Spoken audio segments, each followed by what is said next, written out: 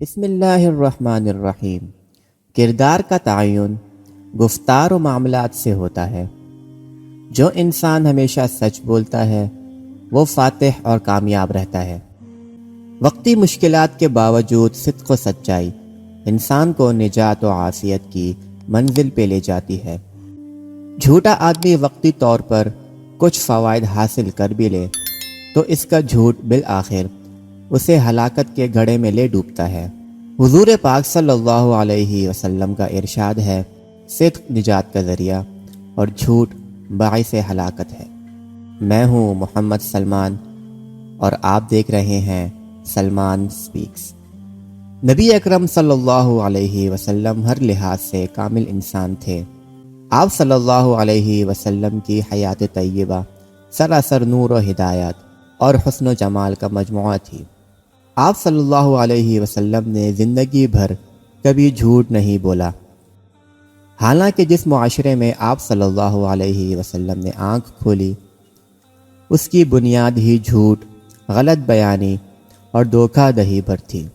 جھوٹ کو اگرچہ عیب جانا جاتا تھا مگر اس کا چلن اس قدر عام تھا کہ معیوب ہونے کے باوجود اسے انسان کی ذہانت اور ہوشیاری تصور کیا جانے لگا تھا۔ نبی کریم صلی اللہ علیہ وسلم نے ایسے معاشرے میں آنکھ کھولنے کے باوجود اپنے دامن کو ہمیشہ اس آلودگی سے پاک و صاف رکھا۔ بچپن اور لڑکپن میں بھی آپ صلی اللہ علیہ وسلم کی یہ صفت اتنی معروف اور نمایاں ہو کر ضیا پاش ہوئی کہ معاشرے کا کوئی فرد نہ اس سے بے خبر رہا، نہ کبھی اس کا انکار اور نفی کر سکا۔ پوری قوم کے درمیان آپ جوانی میں ہی صادق و امین کے القاب سے معروف ہو گئے تھے۔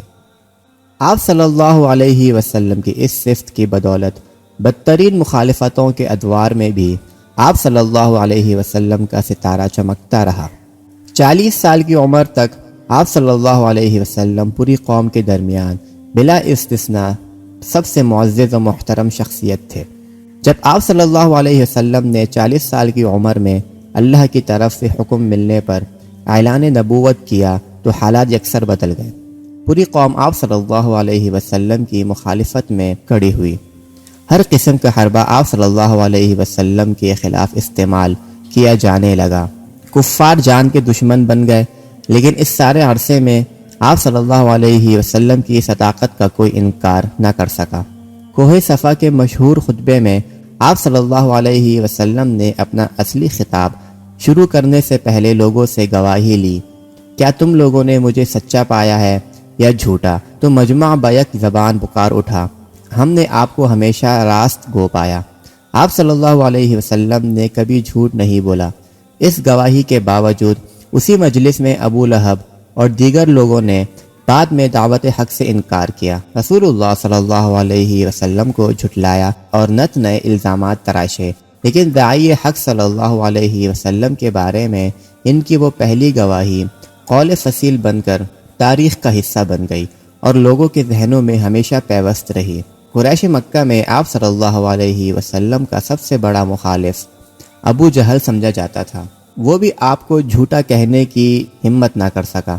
ایک مرتبہ عرب کی ایک دوسری معروف شخصیت اخنس بن شریق نے ابو جہل سے پوچھا کہ تم جو محمد صلی اللہ علیہ وسلم کو جھٹلاتے ہو تو کیا واقعی اسے جھوٹا سمجھتے ہو؟ جواب میں اس نے کہا، باخدا میں نہیں سمجھتا کہ محمد صلی اللہ علیہ وسلم جھوٹ بولتا ہے، لیکن تمہیں معلوم ہونا چاہیے کہ وہ بنو ہاشم میں سے ہے اور ہم بنو مخزوم ہیں۔ ہم ہمیشہ سے ان کے روایت حریف اور مد مقابل ہیں۔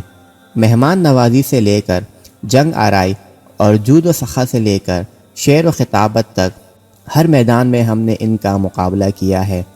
اب اس نے نبوت کا دعویٰ کیا ہے تو ہم اسے نبی مان کر اپنی برتری سے دستبردار ہو جائیں، باخدا ایسا نہیں ہو سکتا۔ اللہ رب العالمین نے اسی واقعے کی جانب قرآن مجید میں کئی مقامات پر اشارہ کر کے حضرت صلی اللہ علیہ وسلم کو حوصلہ دیا۔ ارشاد باری تعالیٰ ہے، اے نبی ہمیں معلوم ہے کہ جو باتیں یہ لوگ بناتے ہیں ان سے تمہیں رنج ہوتا ہے، لیکن یہ لوگ تمہیں نہیں جھٹلاتے، بلکہ یہ ظالم دراصل اللہ کی آیات کا انکار کر رہے ہیں۔ آپ صلی اللہ علیہ وسلم کے حق میں صداقت و امانت کی گواہی محض ابو جہل ہی نے نہیں دی بلکہ پوری قوم اس کی گواہ تھی۔ نبی رحمت صلی اللہ علیہ وسلم نے اپنی امت کو جو ہدایات دیں ان میں راست بازی سب سے نمایاں ہے۔ خود آپ صلی اللہ علیہ وسلم چونکہ اس کی بہترین مثال تھے، اس لیے اللہ رب العالمین نے آپ کو ایسا روپ عطا فرمایا تھا کہ بدترین شخص بھی آپ صلی اللہ علیہ وسلم کے سامنے آنکھیں جھکانے پر مجبور ہو جاتے تھے۔ سیرت کا مشہور واقعہ ہے کہ ابو جہل نے کسی سے اونٹ خریدے تھے اور طے شدہ سودے کے مطابق وہ ان کی قیمت ادا کرنے میں سستی سے کام لے رہا تھا۔ لوگوں نے ازراہ مذاق اس شخص سے کہا، اپنی داد رسی کے لیے محمد صلی اللہ علیہ وسلم کے پاس چلے جاؤ۔ کفار کا خیال تھا کہ ابو جہل آپ صلی اللہ علیہ وسلم کو خوب جلی کٹی سنائے گا، لیکن چشم فلک نے یہ منظر بھی دیکھا کہ جب آپ صلی اللہ علیہ وسلم نے اس اجنبی کو ساتھ لے کر رئیس قریش کے پاس پہنچے اور فرمایا کہ اس کی رقم اسے ادا کر دو، تو ابو جہل نے فوراً اس کی رقم ادا کر دی۔